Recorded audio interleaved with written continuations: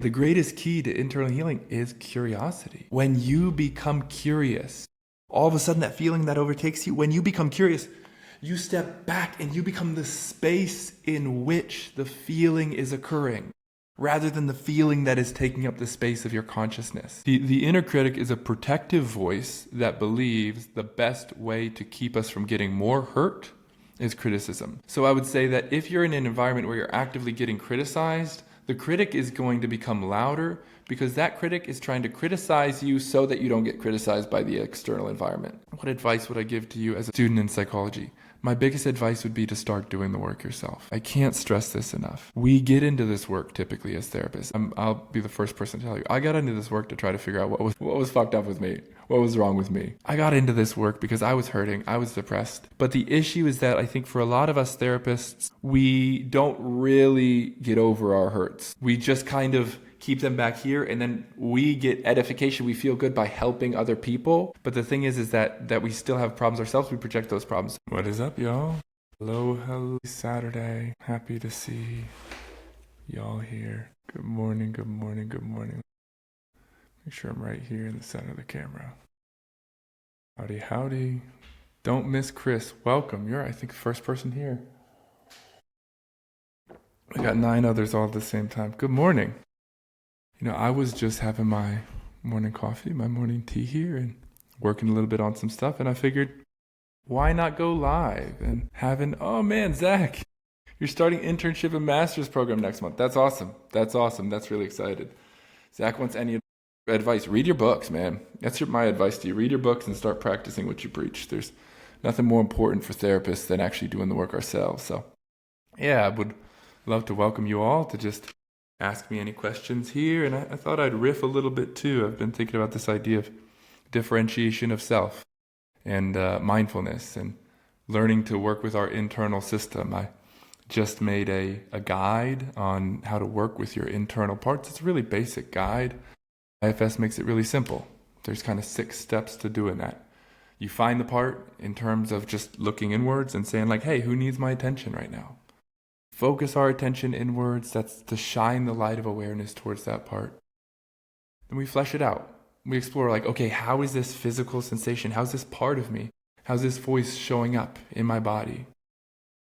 And then actually, for feeling stuck, I would totally try this exercise. So after we find this part in our body, we notice, how do we feel towards it? A lot of times when we are feeling anxious or afraid, we've learned to resist those feelings. In fact, there's kind of 2 polarities that we can fall into. The one polarity is that we try to get rid of the feelings, we try to push them away. This is resistance. And the difficulty is it actually just makes everything worse. The other thing that happens is when the emotions come along, we're overwhelmed by them. We get run by them. They direct our energy and the attention. So these are 2 sides that we don't want to fall into, either blending and identifying and get caught up in the emotional storm and swept away, or the other side, which is resisting, pushing away. Neither of these paths brings us freedom. In fact, freedom comes from letting go of resistance and also not identifying. So there's these 6 steps that I find really easy, really simple. So this is a 6-step guide. So when I'm feeling overwhelmed, actually, to be honest, this is actually something that I pretty much do every day. After I do my meditation in the morning, I take time for prayer. And in that prayer, DM me the word. So don't just comment, but DM the word and I'll send it to you. I take time to pray. And what I do in my prayer is I journal. I find journaling to be one of the most helpful ways that I can connect with my internal world without getting swept away. Because when I journal, when I write, it just kind of slows everything down.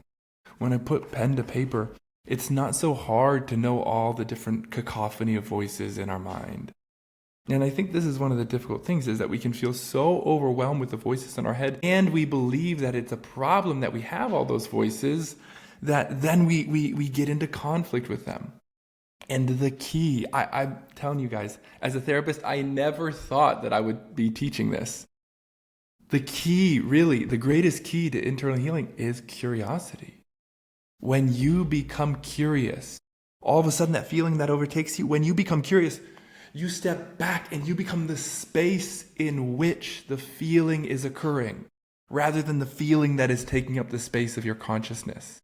And the most wonderful analogy here, and you can DM me and I can send you a guide for my Mindfulness for Big Emotions course that's free, is that you are not the clouds in the sky, the storm clouds, the scary ones.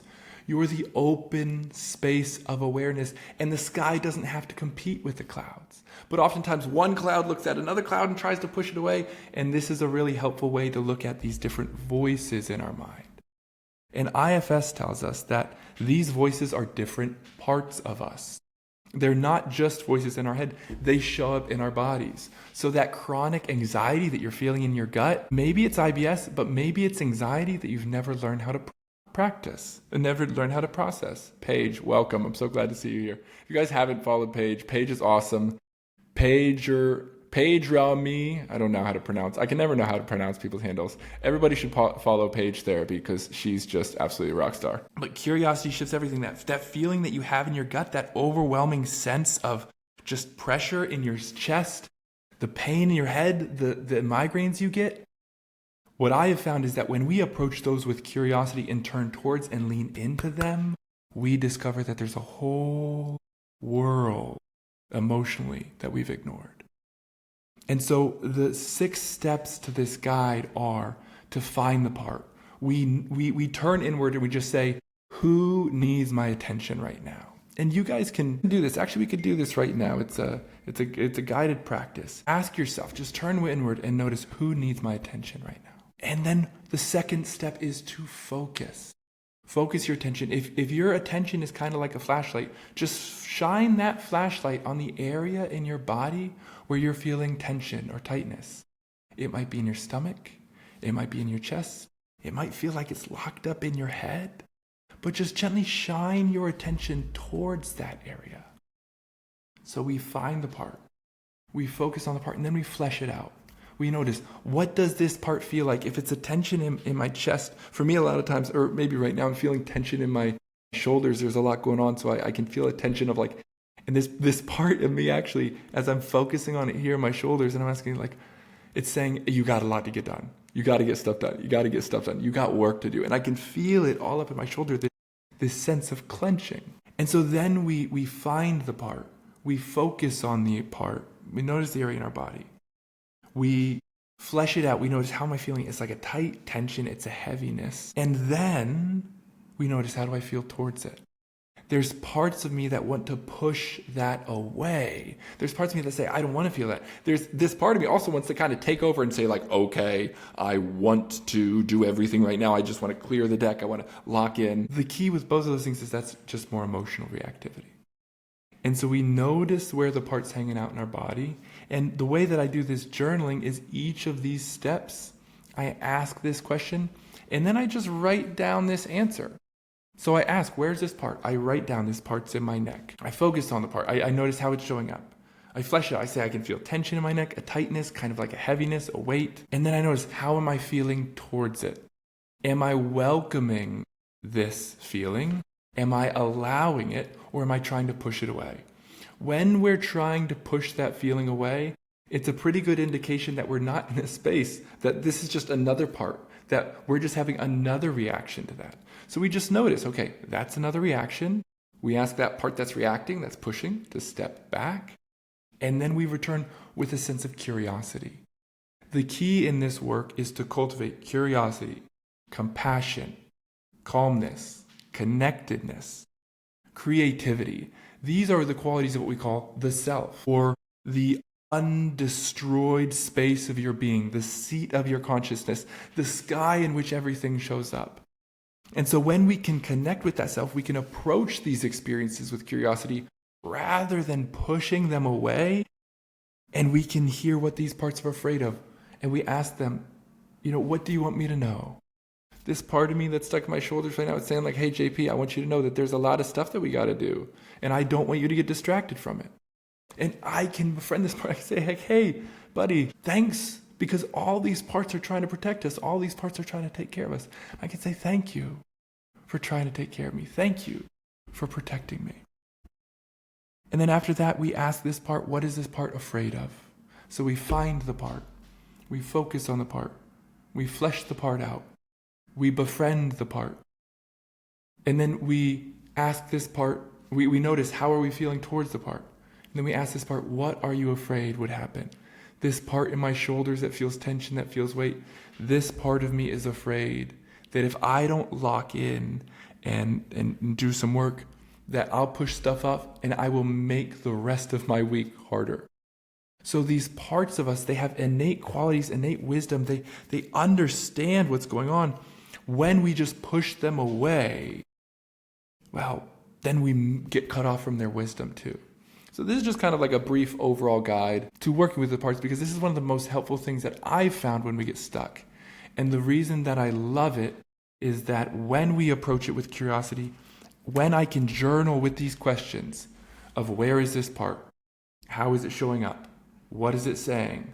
What are the sensations in my body? What is this part afraid of?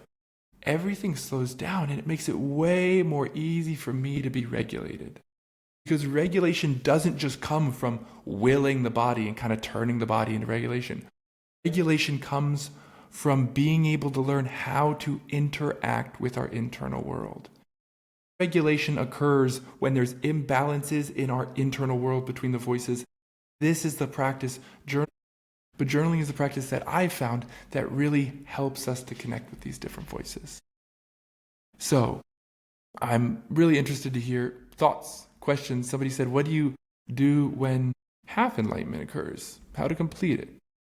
I don't know exactly what you mean by half enlightenment, but to me, the goal is, I think a lot of times we can make this goal of getting to this place. And I think one of the most important things is learning how to simply be here.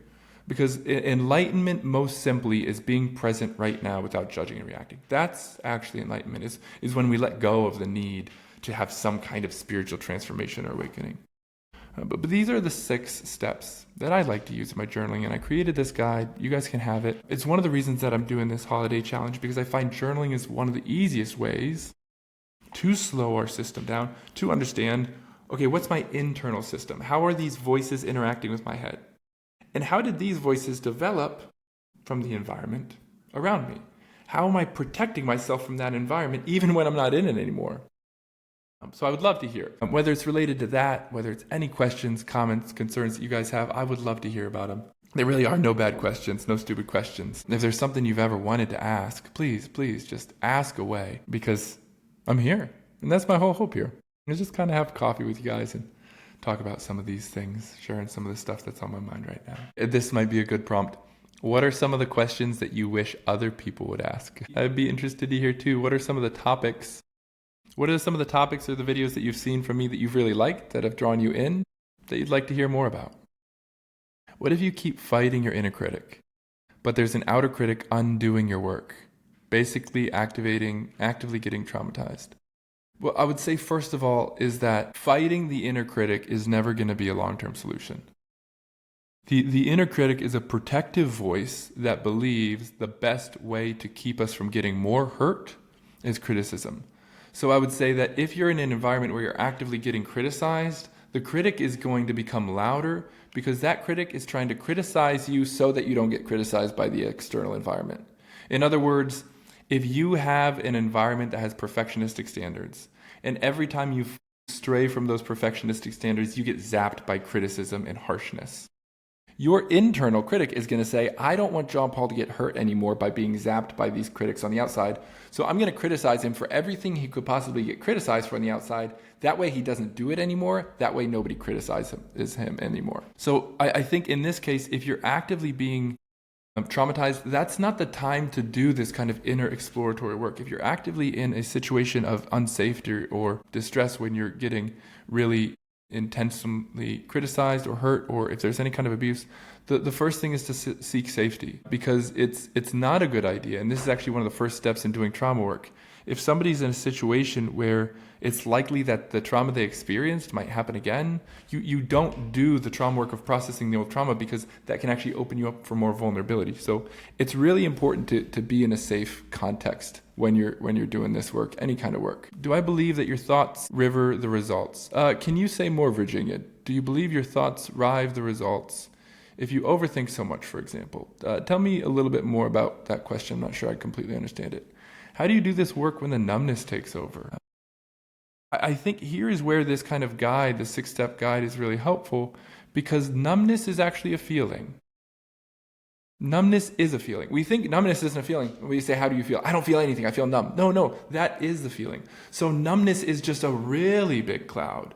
So the key is, if you can approach the numbness with curiosity, if you can approach the numbness with compassion and listen, ask this question: what is this numbness protecting me from? What is this numbness afraid would happen if the numbness went away? That's how I would approach that feeling of numbness.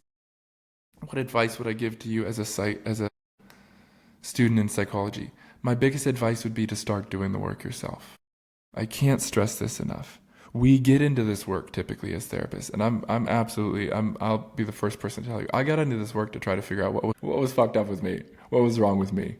I got into this work because I was hurting, I was depressed, and when we experience difficulty and we get over that difficulty, a lot of times we want to help people out of it. But the issue is that I think for a lot of us therapists, we don't really get over our hurts.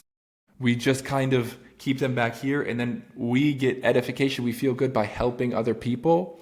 But the thing is that we still have problems ourselves. We project those problems. So the 2 pieces of advice that I'd have for a psychology student. 1, do the work yourself very, very, very intentionally. And if you ever feel like you get to this point where it's like, oh, I think I'm healed, I don't think I need to do this internal work, I would be very suspicious of that. That doesn't mean that you can't help people. You can. But you have to do the work that you invite other people into. And so my advice would be to establish an incredibly high standard for your own interior therapeutic work and live that standard out. That's my number 1 advice for a psychology student. The second advice is pick a theory. Pick one theory and really lock into it, really understand it. Understand it up and down, backwards and sideways. Now, might that theory change at some other point? Yes. But if you just kind of get a little bit of this and a little bit of that and a little bit of this and a little bit of that and a little bit of this, you're actually going to confuse your clients by trying to help them in so many different ways. Understand one model really well. And then later on, if you want to change that model, that's totally okay. But understand one model first. How do I know if journaling is your thing? I don't think there's any way to know other than to try it. This is something that I think is unfortunately very unhelpful, that happens to us very many times. We hear helpful things and then we try them once and we judge how helpful they are based on whether or not we felt immediately better. And that's just not how life works. You don't put fertilizer into a plant and see it get better a moment later. Just like that, you don't journal and feel better 1 moment later. Now you might, but that's really not the predictor of whether you should do it or whether it's helpful or not. What I would say, how do I know if journaling is my thing? I would say try journaling a couple times a week for a month or 2 and really make that commitment. I mean, when I try to approach these things, I try to say like, okay, I'm going to try to do this thing a little bit every single day for 2 weeks. And then at the end of 2 weeks, I'm going to determine, was this thing helpful or not? Because it's not really a good or helpful approach to try something once and say that didn't really work for me. This happens all the time with mindfulness meditation. People meditate and they say, well, I didn't feel better, so I don't think that's for me. That's not how this stuff works. It's a practice. So what I would say is practice journaling enough so that you can see if that practice is something that you connect with or not. So I think that's a pretty great question. How can you manage journaling if your thoughts race and spiral faster than you can write them down? I would say here, there's probably a couple different approaches. One thing is just like let your hand write and just write and write and write. And if you're in the middle of a sentence and another thought comes, just write that next sentence. But I would here give yourself kind of like, this might sound like a lot, but I would give yourself like an hour. Say, I'm going to give myself an hour to just stream of consciousness, write everything that's coming across my mind. And the key here is, Sion, learning to be non-reactive. Because when the thoughts are spiraling, the thought spiraling is one thing. Our reaction to the thought spiraling and trying to control those thoughts and get them to stop spiraling, that's another. So I would say, slow down. What other questions do y'all have? I would love to hear them. How do I seek safety when my body just wants to rest, like just to stay in bed? Basically, how do I break my avoidant habit? Here, I think if there's no reason that you can't do these things in bed either. So I think there has to be some kind of negotiation, and we can actually negotiate with these parts. Realtor, if you actually send me a DM, not just comment, then I'll be able to send it. But the key here is that if you're stuck in bed, we need to find a middle ground. And so negotiating with these different parts, working with these different parts in our head is one of the ways that we can find that middle ground. I think sometimes we need to say like, okay, I am going to, if you let me, this is the conversation that I would have with my parts, right? So if there's a part of me that says I really want to sleep in tomorrow, I would say, good morning, Lacey. I'm so glad to see you here. I'm such a big fan. I feel very honored that you're here, Lacey. Everybody should follow Lacey Jervis. She is an absolute rock star. And I'm a really big fan of her stuff. But one of the conversations that I have with myself waking up is I'll wake up and there's a part of me that says, I just want to stay in bed. And what I say to that part, and I've practiced this and I've written it down so I kind of have it a little bit of a habit, is I say to that part, if you let me get out of bed, and if you let me stretch and do my routine, and if you let me start my day, then I will give you 30 minutes of my attention, and I will sit with you and listen to the tiredness and the weight and the things that you're afraid of. Because that's the thing. These avoidant parts, what they're avoiding is being alone in facing a task that they're not prepared for. And so when you just try to force avoidant parts into something, it's really difficult. And rather what we can say instead is to say, hey, to this avoidant part, we notice how does it show up? A lot of times my avoidant parts are in my head. And I say, hey, I really have the responsibility to do this thing here today. I know you don't want to face it. But if you let me get up and get out of bed and do the things that I want to do, I promise you I will give you time in the evening. And I remember the first time that I did this and it worked. I know that, guys, I want to be clear here. I know this stuff sounds wacky. I have parts of me that are like, dude, this is some flu woo woo bullshit. Like you are sounding crazy here when you talk about parts and voices and conversations. I know. That's how I felt for a long time until I started doing the work. And then I said, I don't care if it sounds crazy. I don't care if it sounds wacky. It works. And these parts of me that are like, this feels weird. They're like, well, it's okay if it feels weird as long as it works. So I really like that kind of approach when I'm feeling skeptical. But I remember one of the first times that I really did a kind of negotiation between two of my parts. I had to lay down to go to sleep. I had a really busy day the next day, and I knew that I wanted to wake up and take care of my routine. And I started feeling really sad. I don't know what it was about. I started feeling sad and kind of started to emotionally spiral a little bit. Started to feel anxious too. And I remember I paused. I was sitting on the edge of my bed. It was in a rental that my wife and I had just moved into. And I just said to this part, I said, I know you're sad and I know you're anxious. I want to sit with you. And I can even feel tearful right now. I want to sit with you and give you space. But right now, I really need to go to sleep so that I can wake up tomorrow, so that I can be rested, so that I can take care of my responsibilities. And so if, I said this to the sad part, if you can step back and give me some space from the sadness, I promise you that in the morning, during my morning routine, during the time that I have cut out for prayer and meditation, I will just sit with the sadness. And it was amazing what happened. Boom.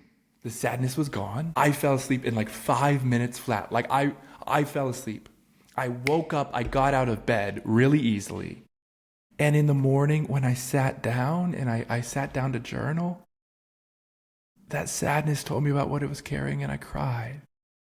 And I cried and I cried and I cried with the sadness, not just because of it. And that's what's different about this work of internal family systems. We are feeling for these parts of us. We're actually feeling compassion towards ourselves, these different parts of us. And that absolutely, that kind of pushed me over. So you can do negotiations just like you could negotiate between people who are gridlocked in a position and say, well, if you give me this, I'll give you this. Okay, you can do that with these parts. Lexi asks, how do you make your weekends like your Mondays? How do you enjoy every day like the weekend? You posted recently about enjoying living every day. Could you give me an example of it? Yeah, I would say something that I've been experimenting with my wife is we said, okay, we're going to go to bed at the same time each night. So this is one way that I do it. I try to go to bed at the same time and wake up at the same time every night. Here's the thing that I think people maybe don't appreciate. Being mentally healthy is boring as hell. But the boring life isn't so boring when you learn to enjoy the moment because you're present. Like, guys, this creation is magical. It's so fucking cool. And if you can learn to just be present to it, all of a sudden boringness, like, what's boring? The boringness is the experience of automaticity and habit. Boringness is a sign that we are disconnected from ourselves and from life. And so boringness is a really important resource too. But what I would say is I go to bed early and I wake up early. That's one of the biggest ways that I treat my weekends like my Mondays. And so I'll wake up on a Saturday morning. Today I actually slept in because I had a hard time sleeping last night, and my 10-month-old daughter was up all night. And so I slept in, but I woke up at 6:30. So this morning what I did, I woke up at 6:30, it was a little bit later, and I just did a shorter morning routine. 10 minutes yoga, 10 minutes of mindfulness meditation, a little bit of prayer. So that's kind of how I do it. But I, instead of thinking about what I do during the day, between my weeks and my weekends, I think about how I do it in my timing and my rhythm. So that's one of the biggest ways that I kind of make my weekends like my Mondays, is I try to have a similar rhythm of morning and evening, waking and sleeping. A journal prompt which can really help one to understand how they actually feel. I would Kara, you should send me a DM and I'll send you my guide, because I think that'll be helpful. It is really, really hard to know how I feel. I think one question that's helpful is what's happening in my body. What's happening questions, I think, can be much more helpful than what am I feeling. And I would just look at different ways to rephrase the word. So one of my favorite prompts ever is, if this experience in my body just became words, what would it say? Unfiltered, right? So I'm not trying to analyze, what am I feeling? I'm just saying like, blah, right? I'm just kind of word vomiting whatever's happening inside. So what I would say is notice where there's tension or pain in your body, rest your attention there, and then ask this prompt, if this experience just became words, what would it be? Or if this experience was an image, like a cartoon, how would that show up? That's the way that I would approach that. Feeling with, for, and towards. It is boring as hell, and boring can feel terrifying. There's a part, and this is the interesting thing, right? There's a part of me that's terrified of boredom. There's a part of me that's been terrified of boredom all my life. And so I refuse to sit still. But I love this quote from, I think it's Pascal. And he says, all of the world's problems can be dumbed down to this: man's inability to sit alone with himself in silence for 30 minutes. And so I've actually learned, and I still have parts of me that are feeling bored.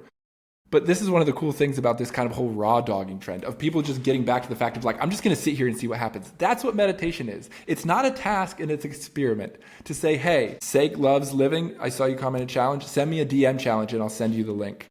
I guess I should say something about that too. This whole thing is to boost my challenge. So if you want to work with me next week, we're going to do a live challenge and I would love to see you there. But boredom, I think, is scary because we don't know how to sit with ourselves. And when you learn how to sit with yourself, when you learn how to listen to the voices in your head rather than react, it kind of evaporates. And this, I guess, brings me to, I think maybe this was even the topic for this live, one of my favorite theories, one of my favorite ideas, differentiation of self. Murray Bowen was a family systems theorist, and what he found was that our psychology focused, and this is really the whole movement of family systems, our whole psychology focuses on the individual. And this is a burden in our society, the American society especially. It's an individualistic burden because we believe that the person alone is the highest good only, and we neglect the aspect of our individuality. What Murray Bowen said is that we have two inescapable dimensions. One dimension of togetherness. It's our relationality. It's the fact that we are inescapably bound to each other in relationship. The other aspect is our autonomy, our individuality, which is to say we really do stand on our own 2 feet. I really am my own person. And so two things can be true at the same time. I belong to you and I belong to me. I am bound to you in relationship by the fact of I am a human and I am my own person. And what Murray Bowen says is that when a family system is highly emotionally reactive, we become polarized towards individuality and we become kind of a rebel, or towards togetherness and we become just a cookie cutter of the mold. And so rebels oftentimes move against people or can be more assertive. These are kind of, these people who they're like so unique that it's their persona. It's not really them, it's still a reaction. Or people who are so susceptible to the wants and needs of other people, but then they just take on whatever other people want.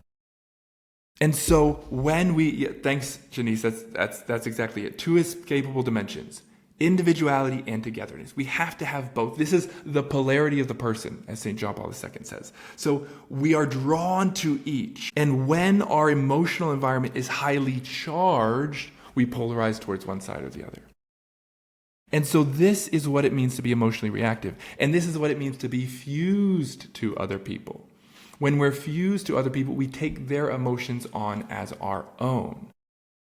And so what Murray Bowen said is that in order to become differentiated, we have to become less reactive, less driven by emotion. Because if I'm driven by emotion in me, I'm going to be driven by the emotion of you. And Murray Bowen said what we want to be able to do is this. We want to be able to be intimately connected to each other without having to cut off from ourselves. This is, I think, what we all want. We want to be able to be me while being connected to you. But so often we find that I either need to build this ivory tower of me and stay away from all the yous, or I need to acquiesce to all the yous and there's no space for me. Murray Bowen said that differentiation of self is the ability to hold both at the same time. To say, this is what I think and this is what I believe and these are my values and they direct my action. And at the same time to say, and I'm emotionally open to you.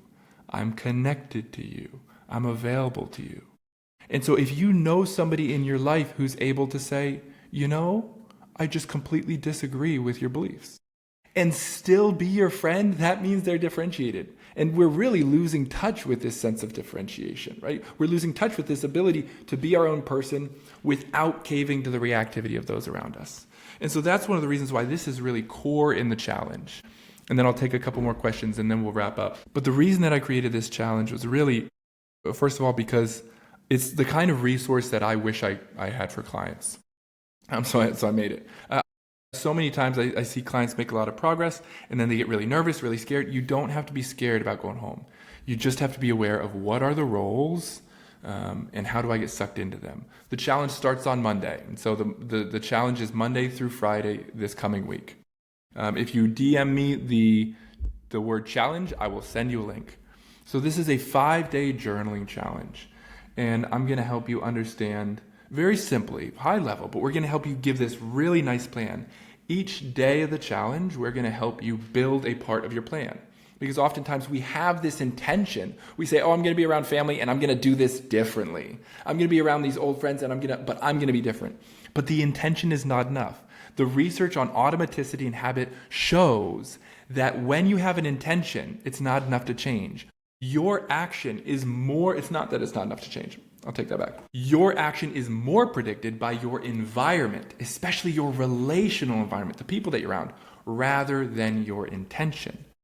And so what we need to do is have a plan. And that's what this 5-day challenge is.